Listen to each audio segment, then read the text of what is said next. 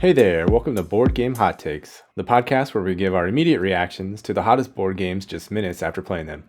My name's Adam. And this is Chris. And this is Tim. And we're going to give our hot takes on the game that we just finished playing, Clank in Space. Now, before we jump into a description of the game, I just want to call out that Chris is a dirty hustler and karma is not going to be kind to him. No reaction. No comments. I don't even know what to say. Chris is just blown away with the truth. No, I just, look, man, a position of dominance in the world is a hard thing to live with. And, sometimes you just have to suck it up and just live with it. And what Tim's talking about is that we are in the middle, the three of us, of a very, very high stakes, intense, very high stakes, intense, high stakes series of Star Realms games, and I'm doing all right. I'll just put it that way. Yeah, so basically what he did is the way we pick our games that we're going to play and talk about on game night is that we kind of go round robin. Each one of us picks a game, and then it goes to the next person the next week. Chris put this little bet out to me, and I apparently did it to Adam too. I didn't know till after the fact. But he said, hey, how about if we play a series of Star Realms game, and whoever wins gets to pick the game for the other person in that month? And I was like, whoa, hold on a second. That's giving up a lot for me. Like, I get really excited about picking my game. So when he offered that, I was pretty hesitant to do it. But then I'm a betting man. So I said, sure, let's do it. Also, I usually win at Star Realms. So I thought, no problem. I'll just get a couple extra picks, an extra pick out of it this month. It hasn't worked out quite that way so far. For me, Chris, the innocent Chris, just comes with his smooth text message. Hey, Adam, let's make this hot. Let's put a little something on this one. And of course, we did a 7-game series. And I accepted, and this is after already getting slaughtered like 10 in a row by Chris. So there was no hustle involved, just my moronicness for accepting this bet that Chris so humbly offered. Actually, I broke my slump. I got won two of the ended up being 6 games before Chris won 4. So I felt okay about that, but I did lose my pick. So Chris is just picking us off one by one. As much as I'd like to claim how amazing I am at this game, it's not actually true. Anybody who's played any amount of Star Realms knows there's enough luck in this one. I think I read once that the best players in the world have like a 60% win percentage. So I'm pretty confident that it has a lot more to do with luck than my actual ability. But that said, you guys are in for now. You know what this means? It's going to be like a month-long session of a feast for Odin. I can't get enough of those euros, man. Well, the thing is, I actually haven't lost yet. So Chris and I, when he offered this, I wanted to go with a bigger series. I wanted to make sure that there was enough games in there to make it feel like, it wasn't just luck-based. So I said, let's play a 20-game series. So whoever wins 11 games is going to be the winner. Chris proceeded to beat me 8-0. I finally won a game, and then he beat me. So it's now 9-1. So Chris is 9-1. He has not won the series yet. He'd have to win 2 more games before I win 10 games for him to win. So it's not over yet. And I've had winning streaks like that against him before. So I'm still holding out hope that I can make this happen. But ain't over till it's over. But if there is an expert Star Realms listener out there, or a friend who knows an expert at Star Realms, you want to look up Dan Karen on the Star Realms app and challenge him and serve him a giant piece of humble pie, please. And I said this when we did our Star Realms review. I love playing Star Realms. I'll play anybody. If you want to play a game sometime, just do a challenge to DANKARAN. Love this game. And please kick his butt for us. Please. All right, so now let's jump into a description of Clank in Space. In Clank in Space, you play as thieves who have teleported onto the ship of the evil villain Lord Erraticus in order to steal one of their prized artifacts. You'll race your opponents to hack 2 terminals in order to get the command code to break into the bridge, steal an artifact, then try to make it back to one of the remaining escape pods. Clank in Space is a deck builder, and each player starts with a deck of 10 basic cards. On your turn, you'll draw 5 cards from the top of your deck and play them, performing the actions indicated on the cards. Most cards will give you movement that allow you to move around the ship, or skill points that allow you to buy or recruit additional cards to add to your deck. Or they may have Clank. Those simulate you making noise by putting cubes of your color into a bag. At the end of your turn, the market row where cards were purchased from is refilled, and if any of the new cards have an icon of Lord Erraticus on them, he attacks by drawing cubes out of the bag of Clank, and if your color cube is drawn, you take a damage.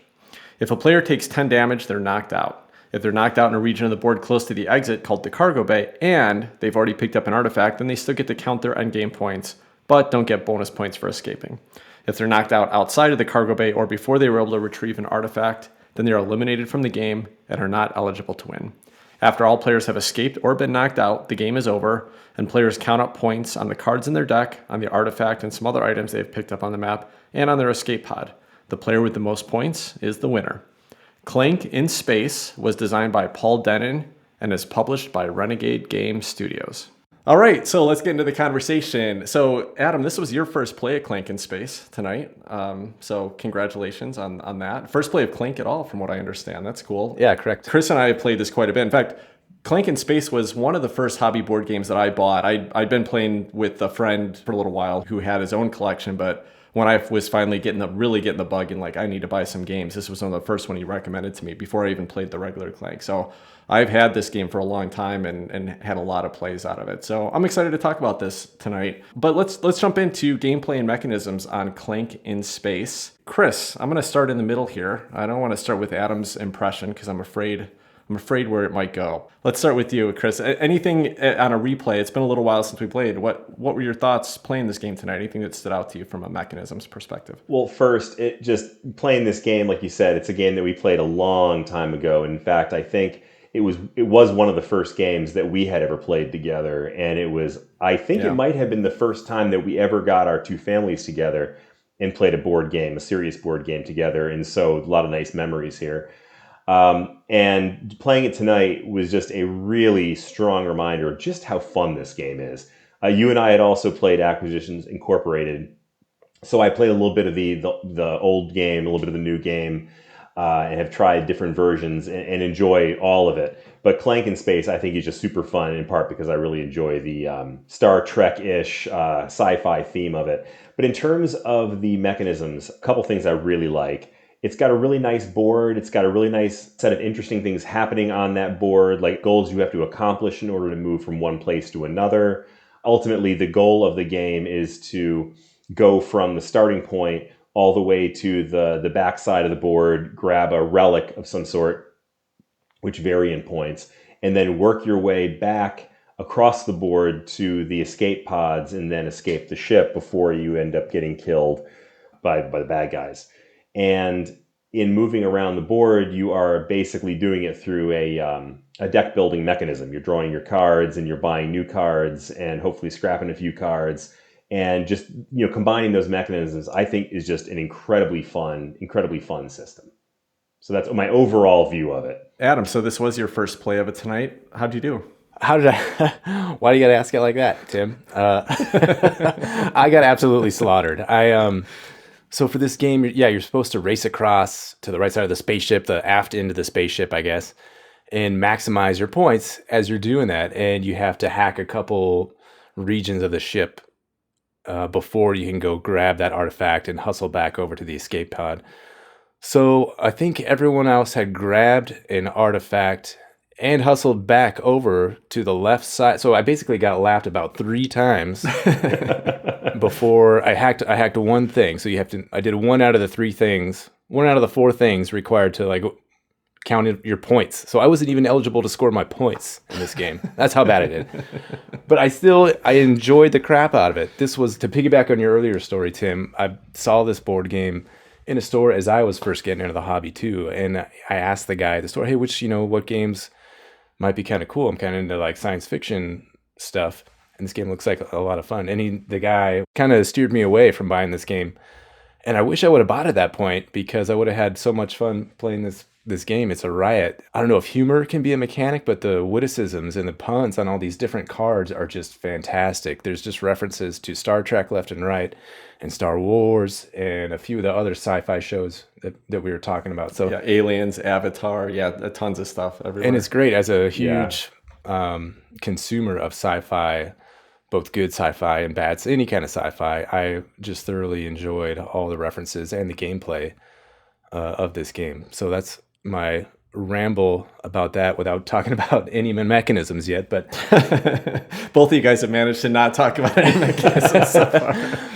But I'll turn it over to you, Tim, for some serious talk about mechanism here, and then I'll regather my thoughts. For a deck builder, one of the interesting mechanisms is that the cards that you're playing are not always positive, right? When you're normally you play the benefits of a deck builder and you're going to get something good out of it. They might be strong, they might be weak, but you always get some good benefit.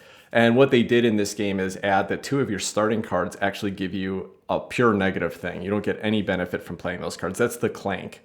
That goes into the Clank section of the board, and eventually when Lord Eradicus attacks, you put all those cubes that have been created from Clank, which is also a cool thematic idea, the idea that you're making noise on the ship, so you're more likely to get attacked or caught.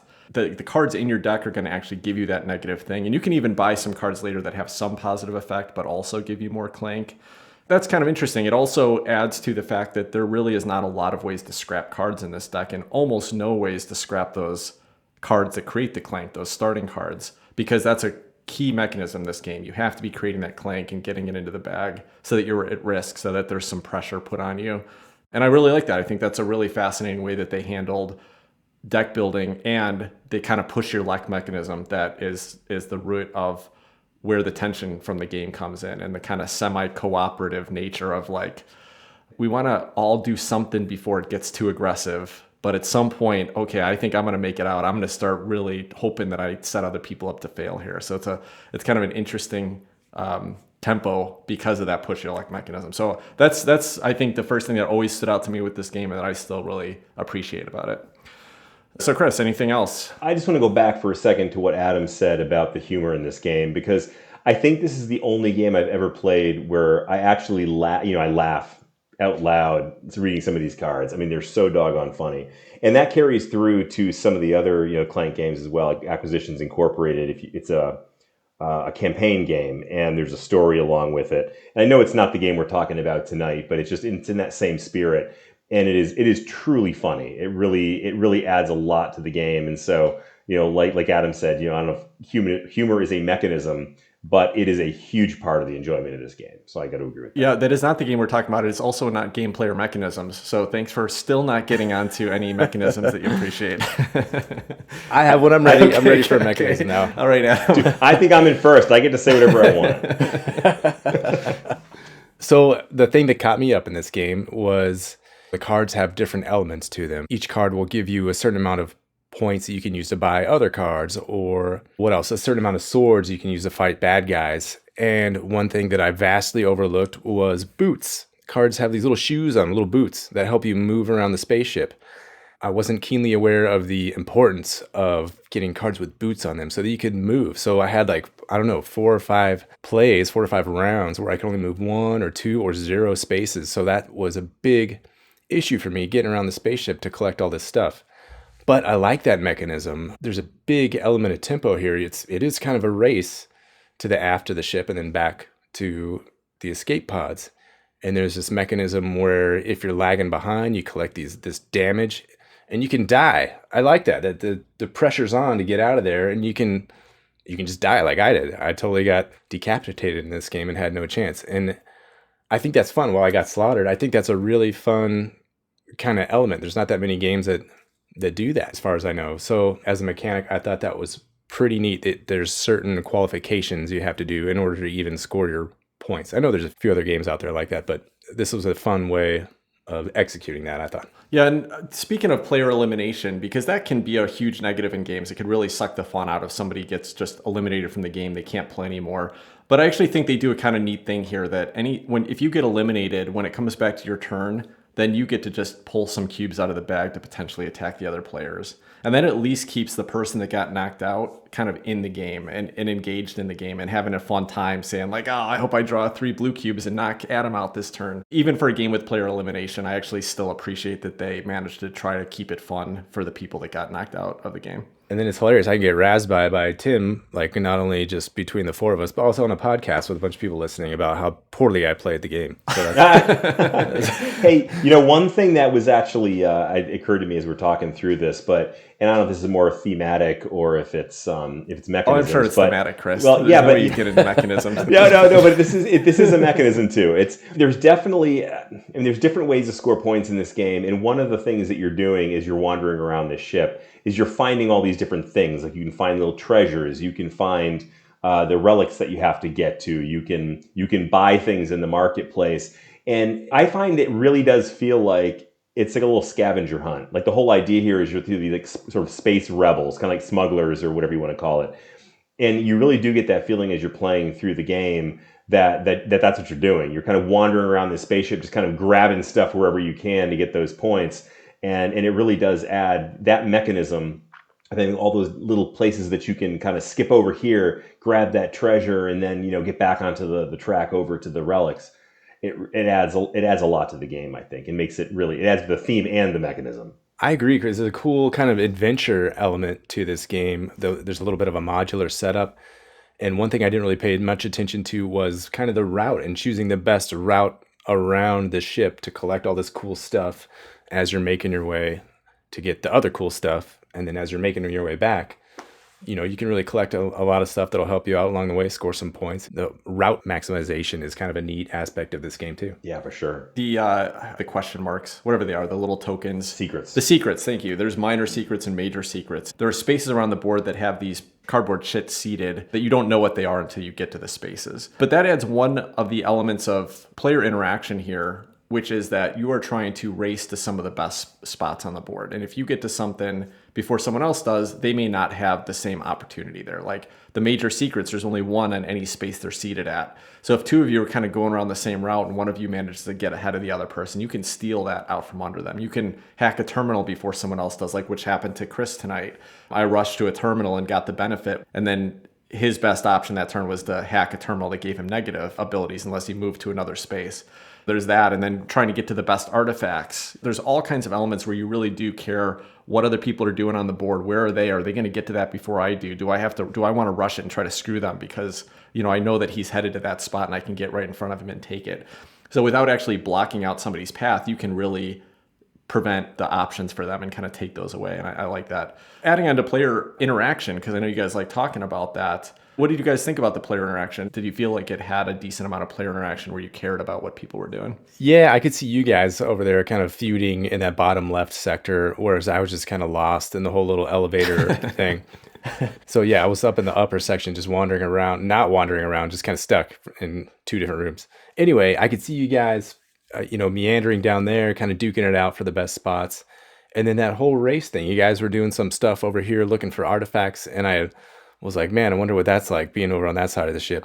And I could see you guys kind of maneuvering to get the highest point artifacts. And then again, that race back to the left side, I could see you guys really working for it and trying to find the best way back. So I thought the interaction was there. It's not super interactive. There's no like direct conflict or anything like that, but there is that nice little outmaneuver the other guy to get where you need to go. Yeah. There are also a couple ways that you can directly interact. Like Steve had picked up a couple cards, he bought them in the adventure road that actually gives his opponents Clank, which of course is the negative cubes that will cause you to get attacked. So it varies depending on what cards come up, but some of those do exist in the game, and it's fun to see those come up and mess with your opponent. And then cards that you can get that will allow you to take your own Clank away. So there's another place there. Obviously, the race to just get out, and hopefully if you get out, then you can just start pulling Clank out of the bag, kind of like if you die. But that's another reason to just kind of, get to the end first, because potentially you can knock other people out at the end of the game. So there's a few other spaces there. Mm-hmm. Yeah, and actually that's in terms of the player interaction, the physical space of the game, I think, makes a huge difference, because unlike so many games, like I'm thinking about, we played Dune recently, and how it's such it's such an abstract concept. It's worker placement and there's spaces where you can go, but it's generally a pretty abstract board space. You think about Dudes on a Map, where there's that player interaction. This is kind of like that, in that it's the four of us, running around this spaceship, all trying to be the first one to get this thing or that thing, or to do some particular, it feels like there's a story to it, that you were actually in there trying to get this stuff. It's like watching a sci-fi movie almost.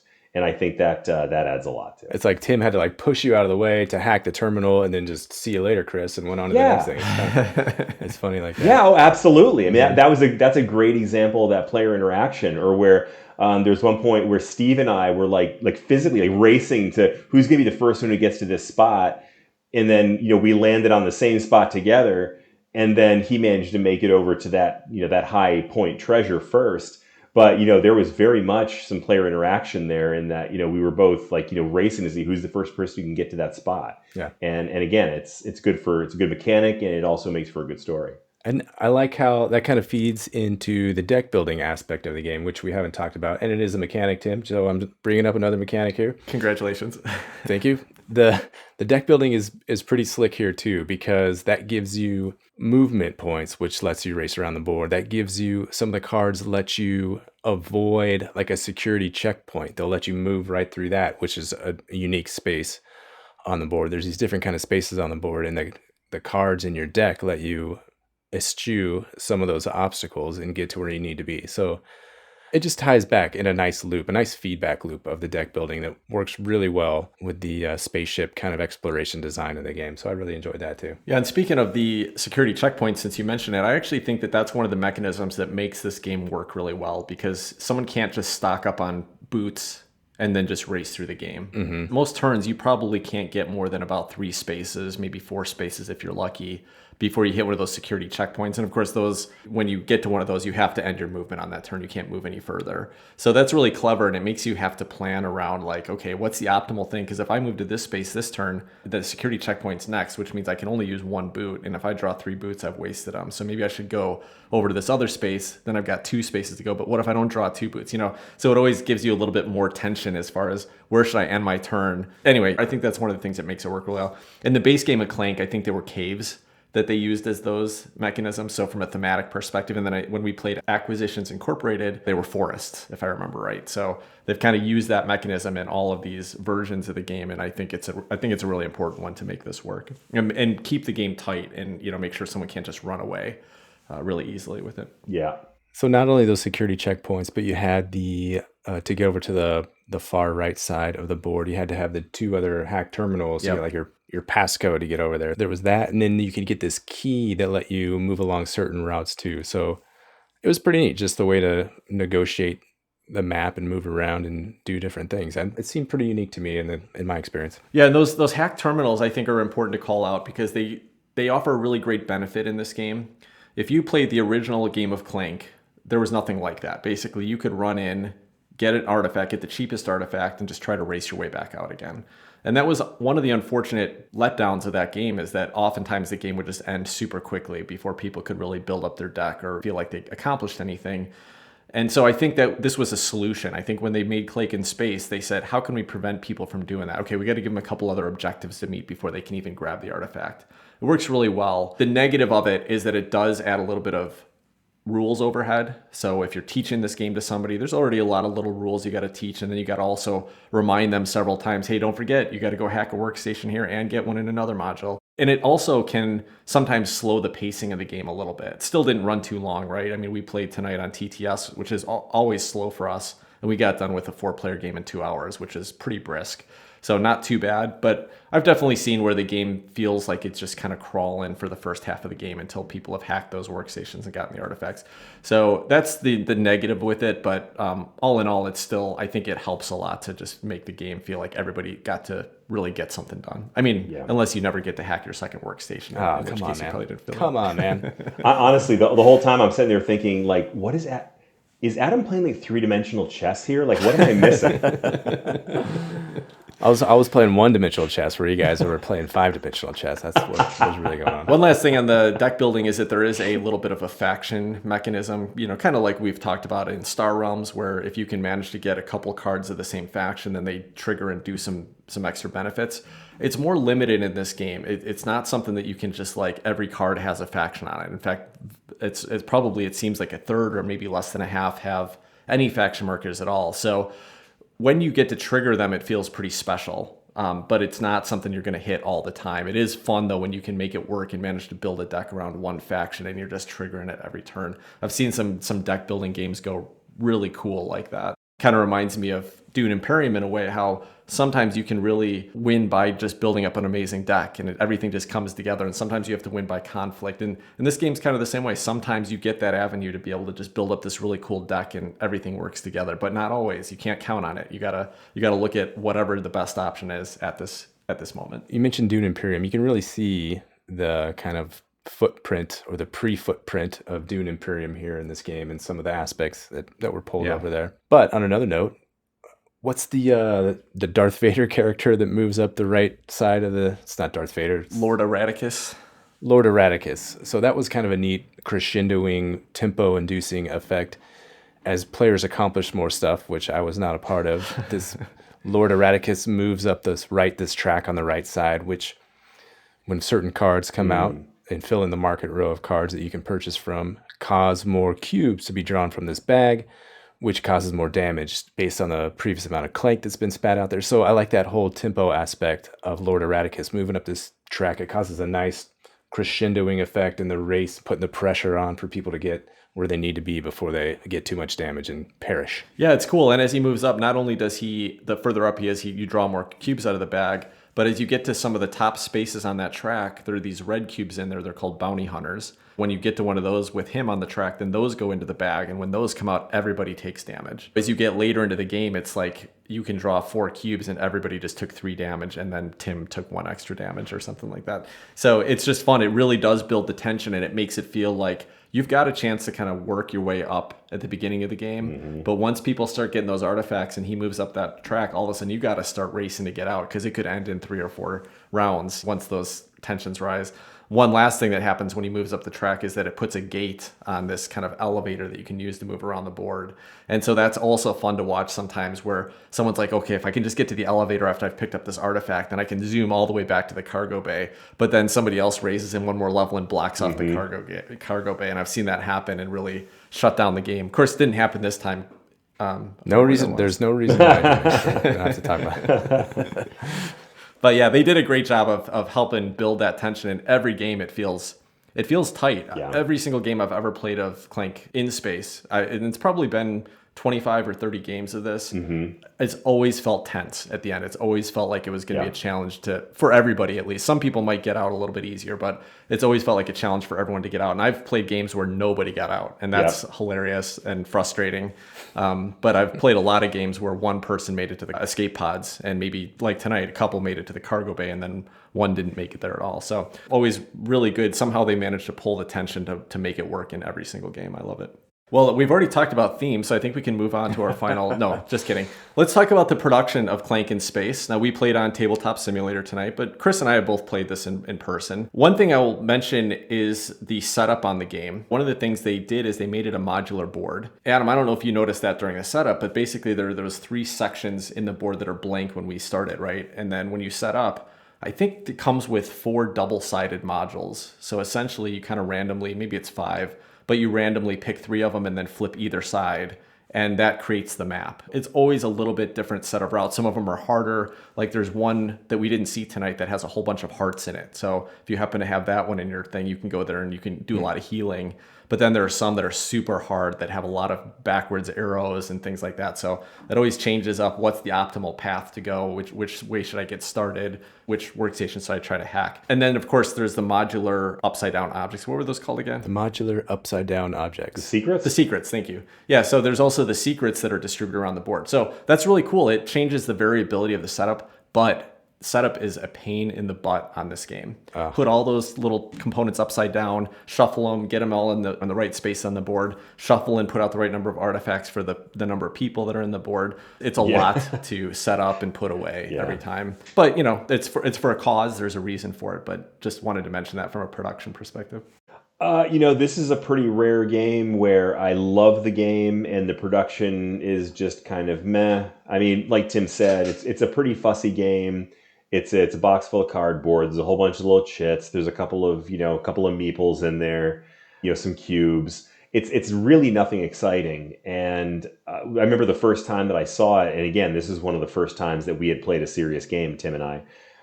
And I was looking at it going, oh my God, this is like a box full of tiny little, pieces and chits and tokens and things. And this just looks horrifying.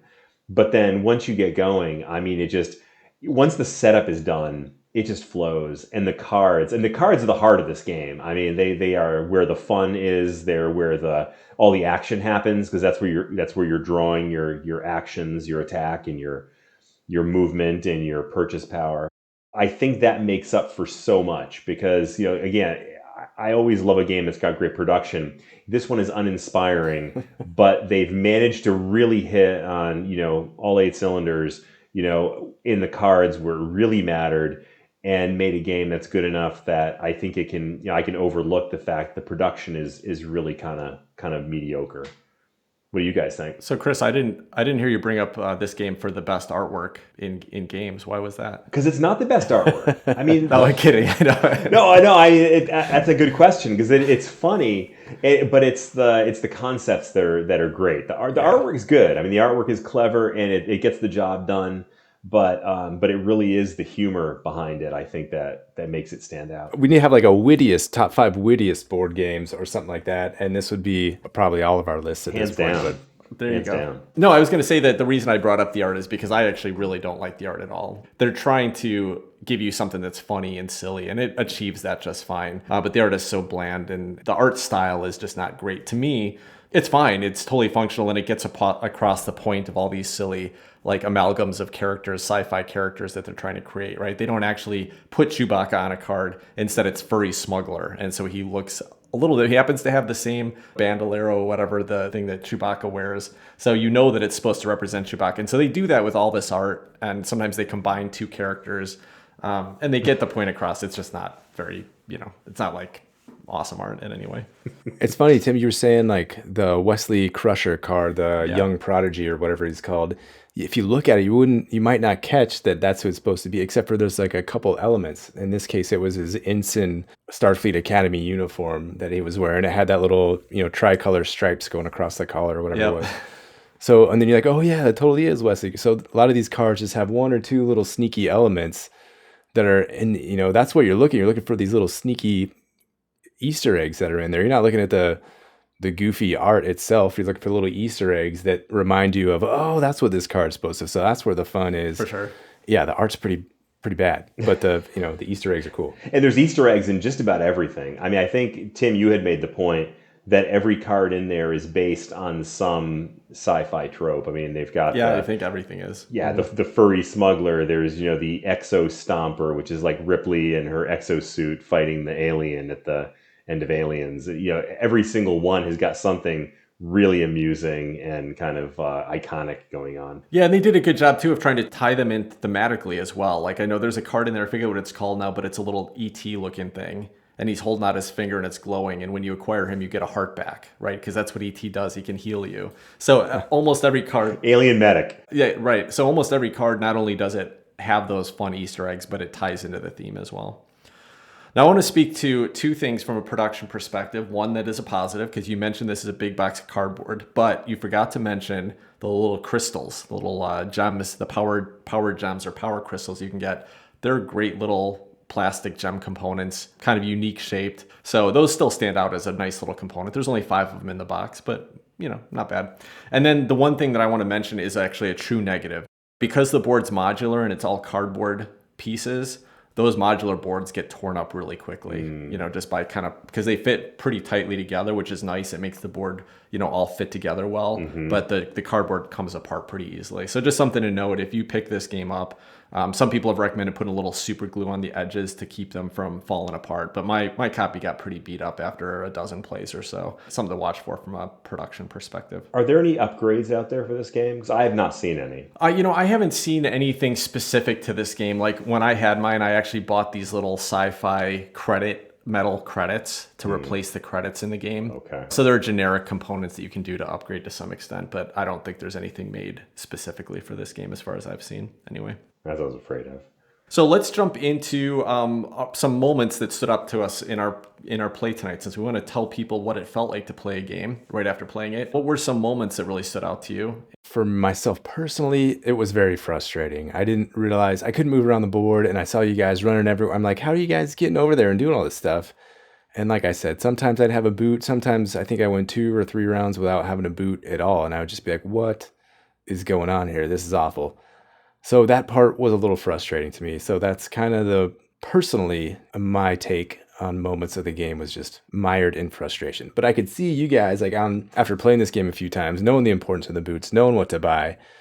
And I think that's a sign of a decent game is you don't get it right away, or in emergent strategy, you figure out on subsequent plays what's going to work for you better and better and better. So there's tons of fun in this game.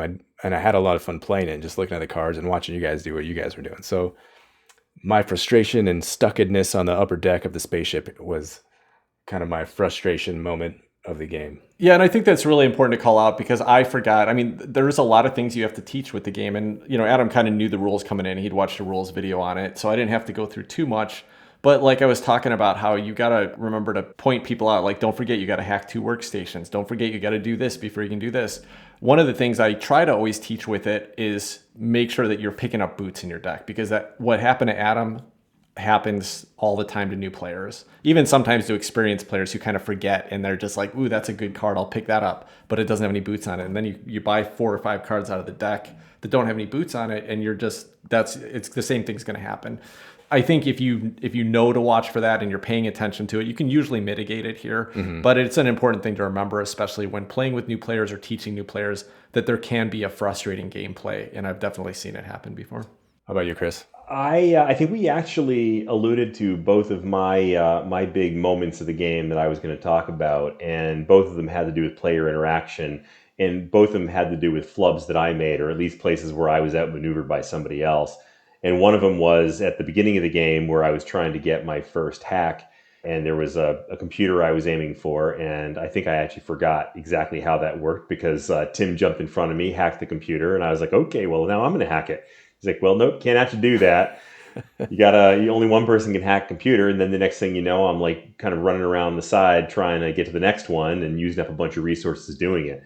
And the second one was the race between Steve and I to get to the I think it was either the first or second highest point relic in the game, which again is the goal you're hitting for. You want to get to these relics and get yourself back out, because that can be like a quarter of your points come from whichever relic that you end up collecting if you make it back to the escape ships. And Steve and I were in that kind of neck and neck race to get to this one relic, and he just got there before I did. And it was the same thing as Tim hacking that terminal. As soon as that happened, I then had to completely calculate my plan and go to a different area and waste a few turns and resources getting over to a different relic because that one had been snatched out from underneath me. And I think that's the sign of a good game. There wasn't so much aggressiveness to it as you just had to maneuver around the other players and have that interaction with them. And if you don't do it right, then you end up getting the smackdown like I got. All right, cool. So I want to just talk about 2 things. One is that what this game I think always brings from a fun perspective comes from that end game tension, the excitement about, am I going to make it out? Am I not going to make it out? And tonight it totally hit again. Like, Chris made it to the escape pod. I was 1 away. I was 1 space away from the escape pod. I made it into the cargo bay, and then the cubes drew out right before my turn, and I died, or got knocked out right in the cargo bay. So I didn't get to make it to the escape pod and get that 20-point bonus. But it was so close. I knew I could get knocked out, but I was so close. If things had just drawn my way, it would have been great. And then Steve gets to the exact same space that I was, like 2 turns later, trying to get on the same escape pod that I was trying to get to, and he gets knocked out in the same exact spot. So like we both missed that extra 20-point bonus from getting to the escape pod. And I love that. Who went right before you, Tim? You did. Okay. Thanks, Adam. Appreciate it. Oh yeah. Always picking on me, man.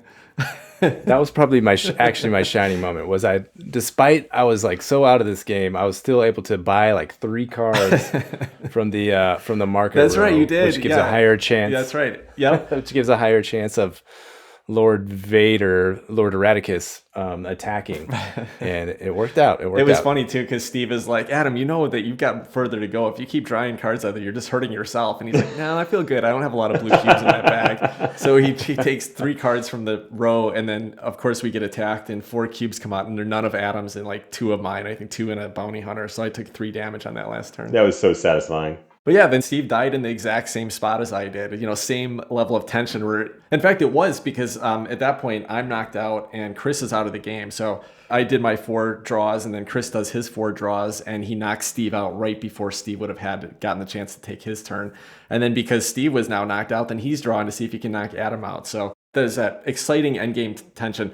But it also goes back to the one thing that I didn't enjoy as much as I've been Josh and Adam tonight, and that is, as a first-time player, I was frustrated for Adam's sake that he didn't get to experience the full game. He got kind of stuck. He didn't get to really get anywhere, and he still got to do some deck building and still got to do some fun things, but didn't actually get to get into the control room and try to navigate all the monsters in there, all the aliens, and try to navigate the challenges that you have to try to get the best artifact. I hate when a person's playing a game that I love and they don't get to have that fun experience. So. See, like, I think maybe you're a little overly empathetic. You got to de-empathize some characters. I still had a great time playing this game. I know that's the peril. I don't get involved in a board game thinking that it's going to be all happy, joy, and butterflies the whole time. So I don't mind getting slaughtered, and that's part of the fun to me is getting hammered in a board game and seeing that there's room for improvement. To me, that means there's room for improvement. I'm coming after you guys next time. Yeah. So that's what that means.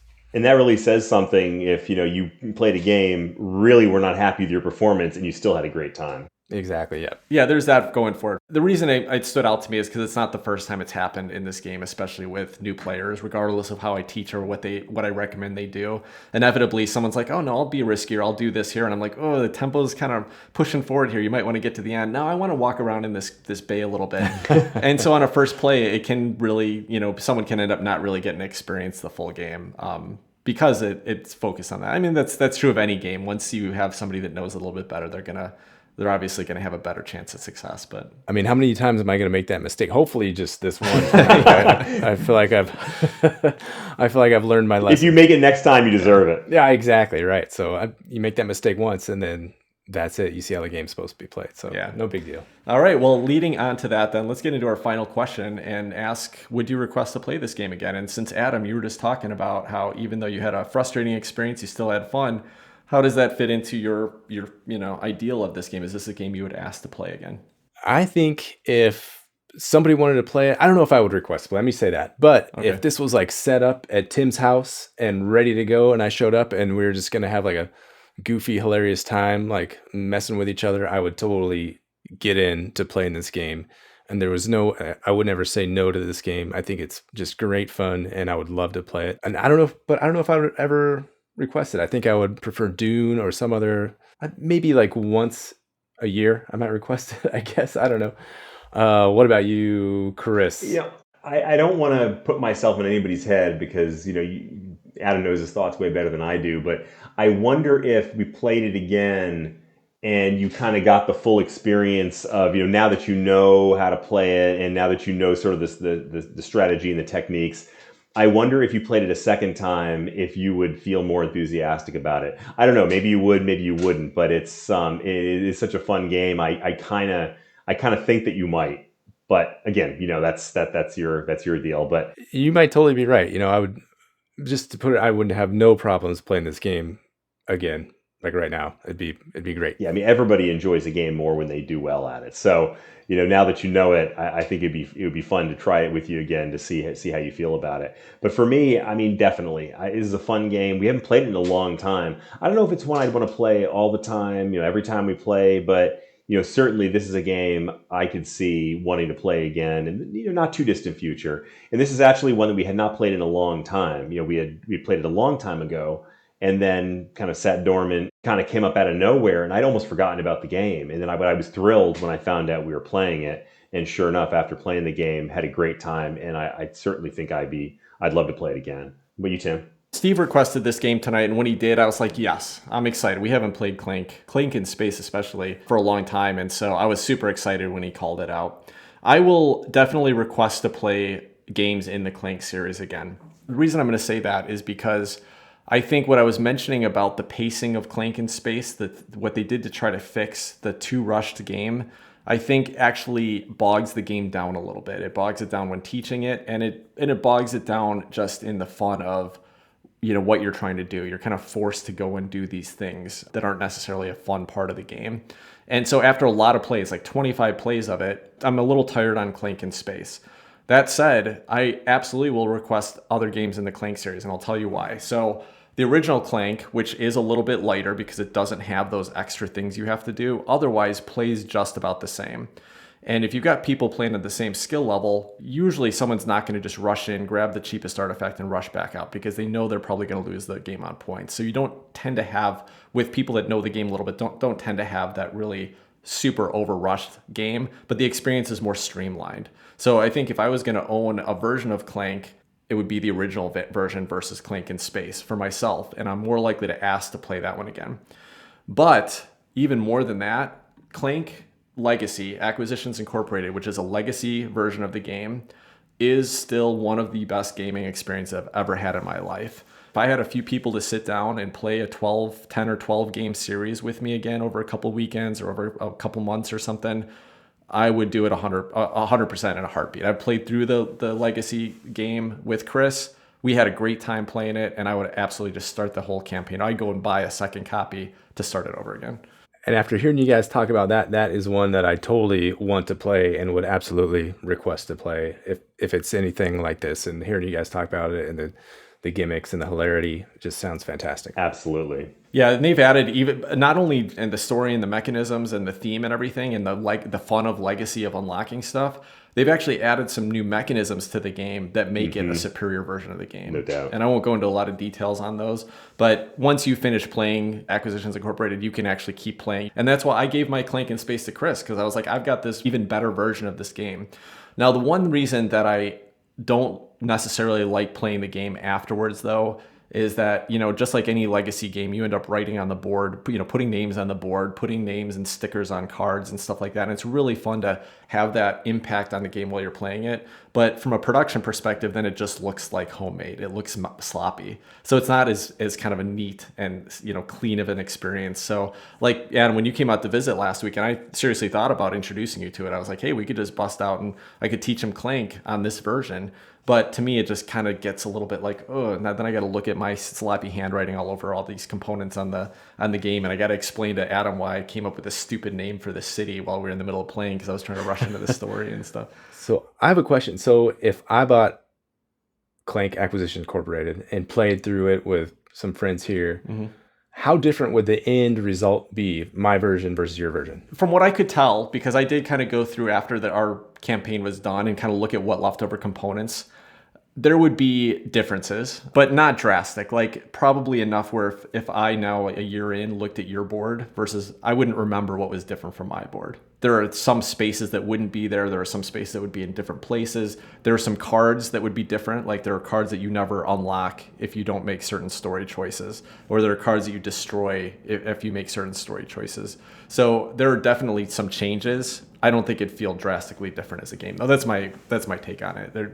minor differences. Okay. But fun to have that impact. It's just like as playing a finished production of a game, to me, it's just not quite finished enough when you've got handwriting all over the board and stuff. So sure. All right, so that's my take on Clank in Space. That will wrap us up for this conversation. We're going to talk about some things we're excited about in gaming right after this.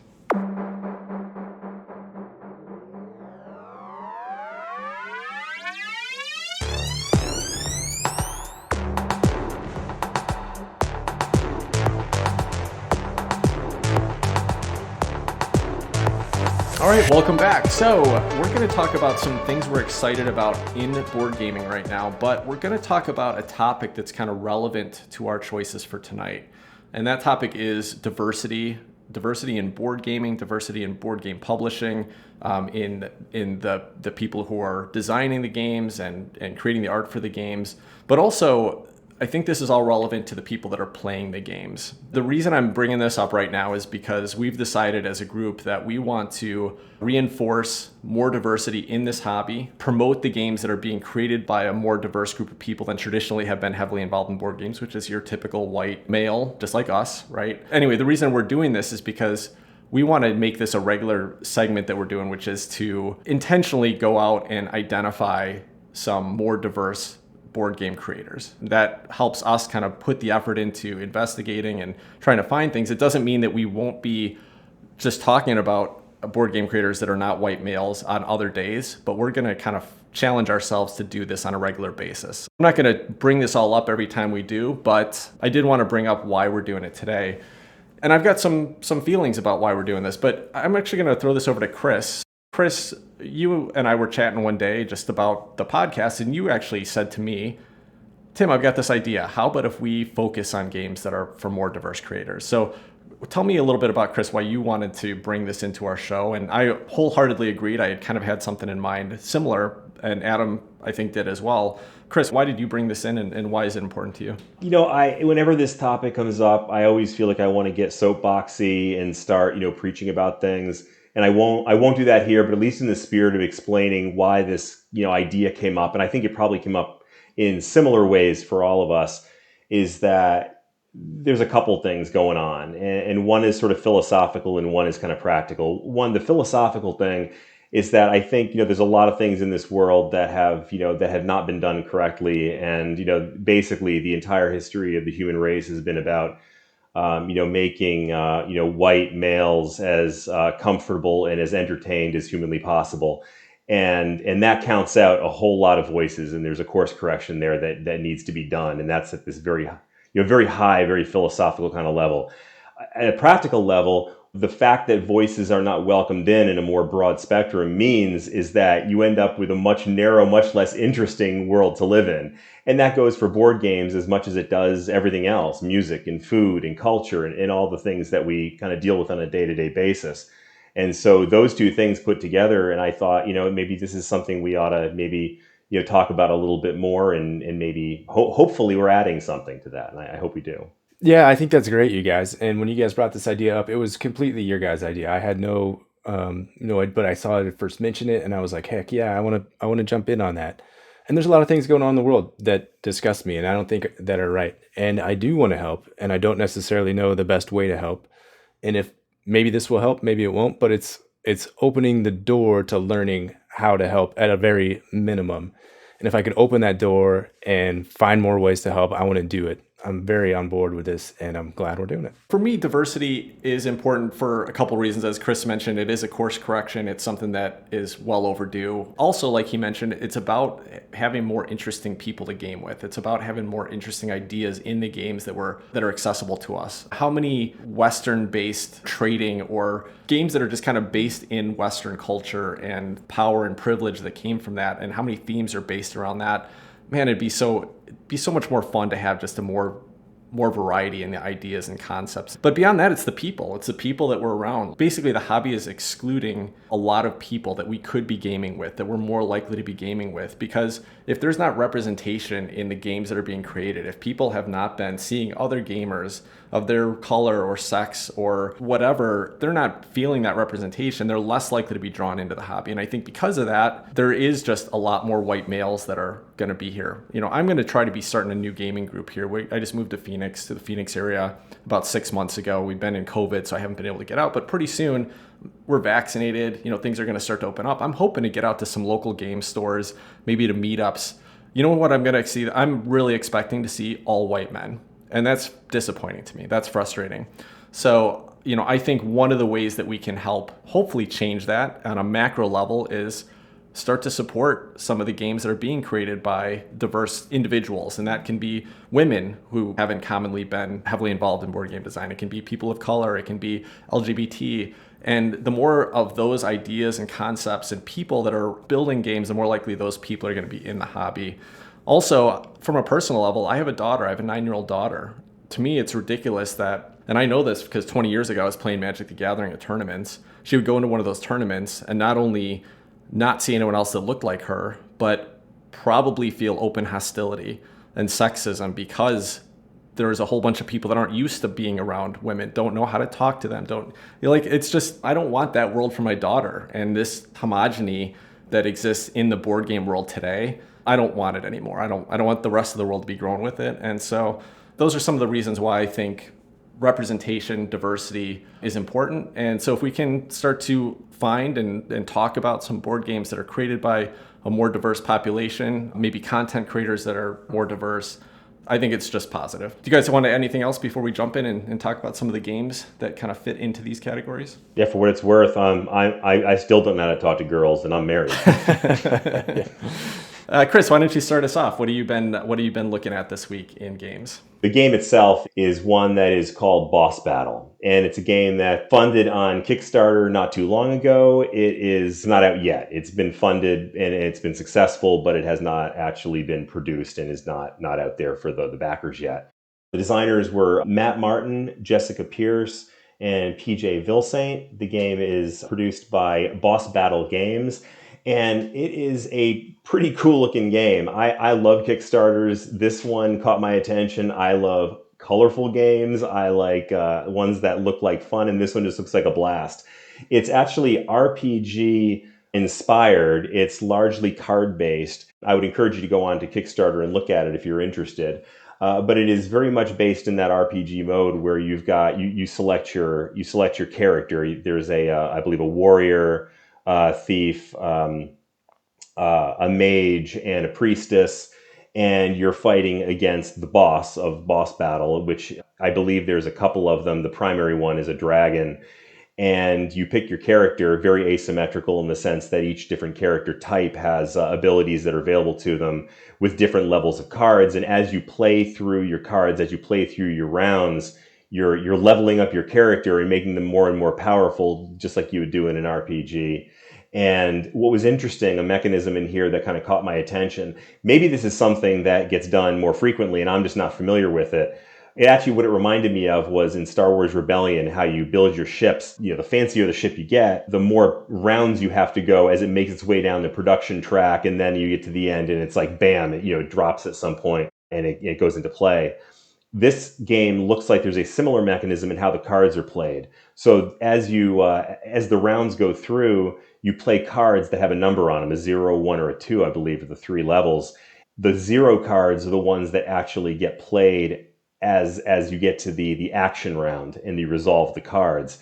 And then once you finish those, your next level cards move up, and that's how you end up going through the round of actions that you do, and how you sort of strategize, not just amongst your characters, but in terms of what do I want to happen a couple turns down the road, and what play do I want to have happen, and get that card in the right place so that it comes up and rolls into place, at the right time. So the mechanism sounded really interesting to me. I like the theme of it.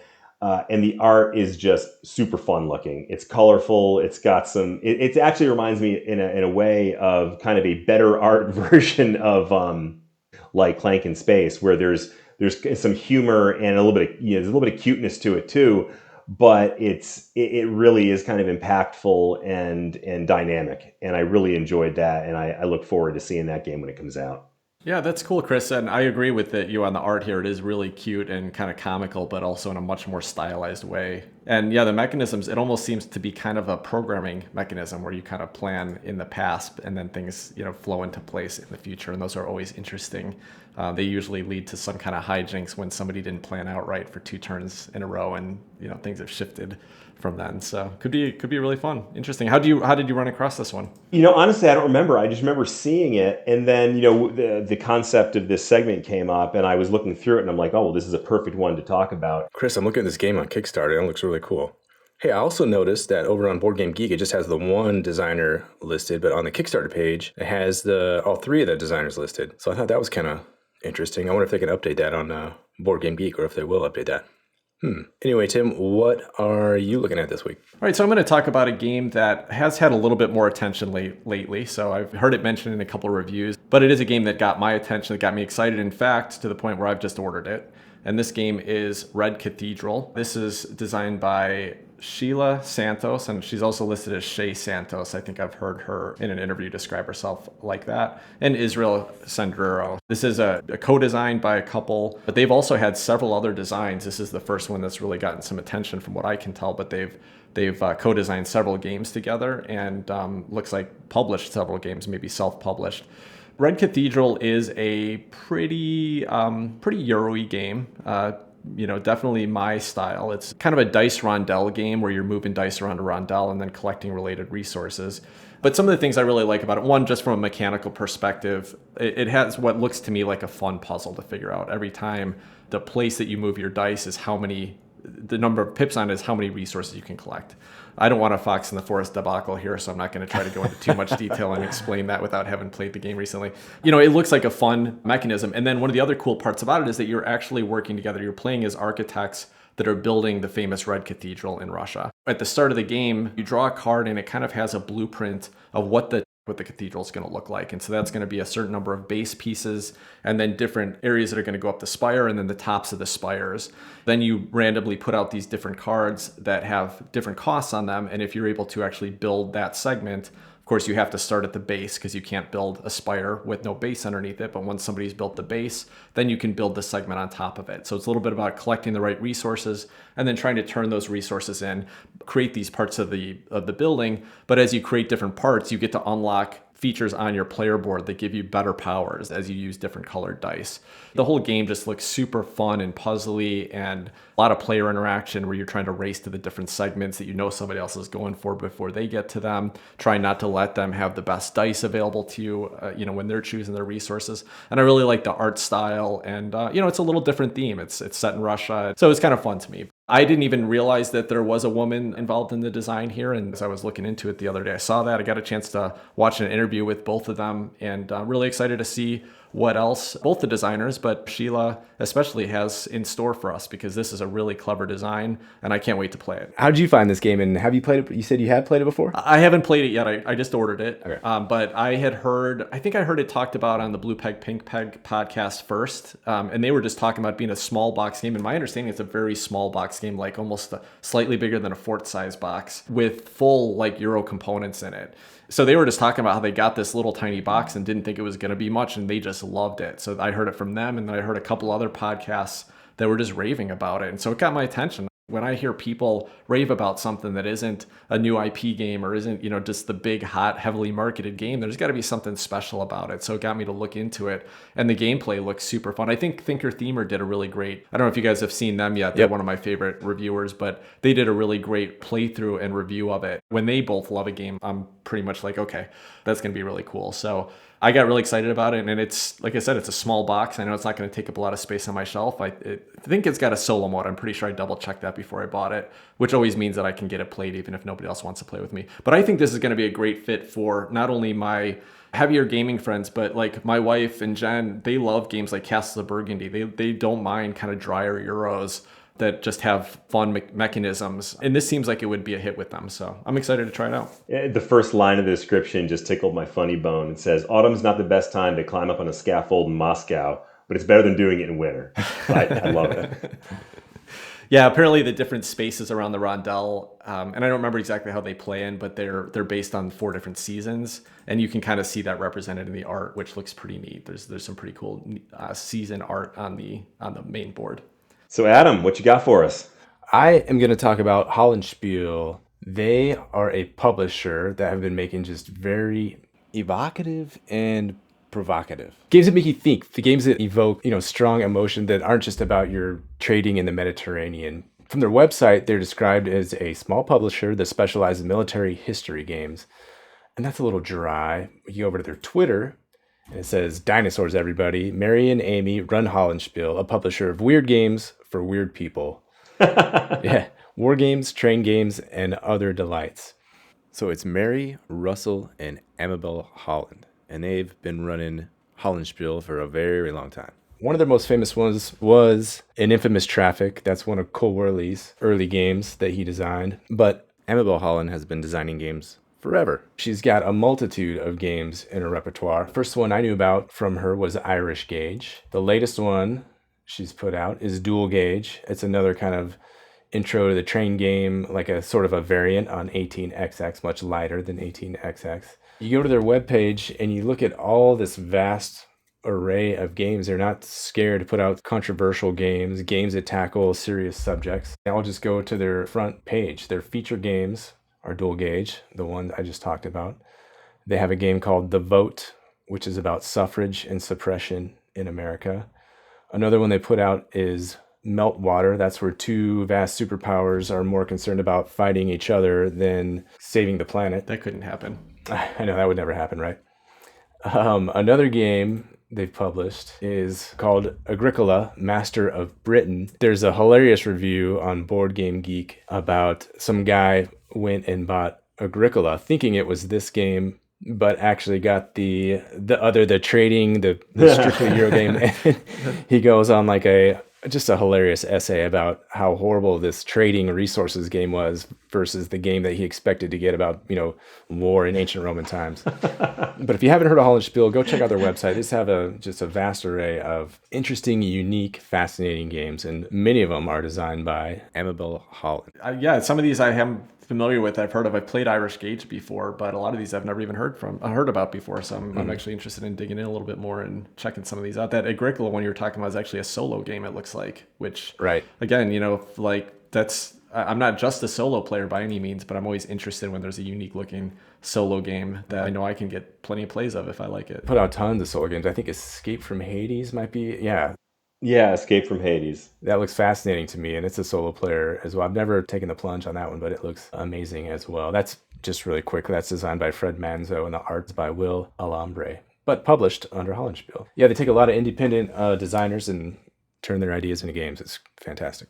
Well, and looking at some of the stuff on their site here, Adam, I mean, there's some pretty deep dives into some pretty arcane history here. I mean, Hood's Last Gamble. It's the 1884 Franklin Nashville campaign. I mean, that's interesting. I mean, you said military history is dry, but that kind of deep dive into history, I think, can make for some fascinating subject material for a game.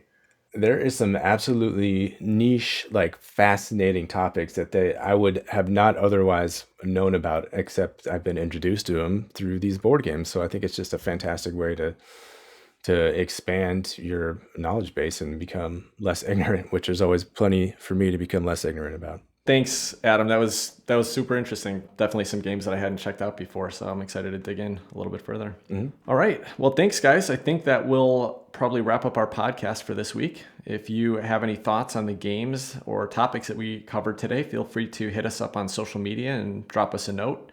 One last thing I'll mention, and there'll only be about 4 or 5 days left when this podcast releases. So if you make it this far in the episode, one of our efforts to actually help support diversity is also that as a podcast, we're going to be donating some money to the Human Rights Campaign, which is a nonprofit organization that supports LGBT rights. Also, especially in these times with some of the laws that have been being passed recently, they especially help support trans youth. They do a lot to kind of fight anti-LGBT laws. So basically what happened was, I knew this topic was something we were going to be talking about, but I'd been thinking about it anyway. So I thought, why not let our listeners kind of get involved in doing some good in the world? On May 1st, however many Twitter followers we have, I will donate that many dollars to the HRC. Adam jumped in and said that was a great idea and he would double that down. So if you want to support the Human Rights Campaign, just follow us on Twitter. It's free for you and can make us donate some more money, and we're happy to do it. And Chris said, screw that. No, count me in too. I didn't realize we were doing that until just now. All right, well, there you go. And I'll bring this up on Twitter again, though, just to call out that basically then we're going to triple so basically however many Twitter followers we have on May 1st, we will triple that amount and donate that much to the Human Rights Campaign. Thanks, Chris. That's very generous of you to join in as well. All right, so that's all I have for this week. Until next week, take care, everybody. Have a good night. Bye-bye.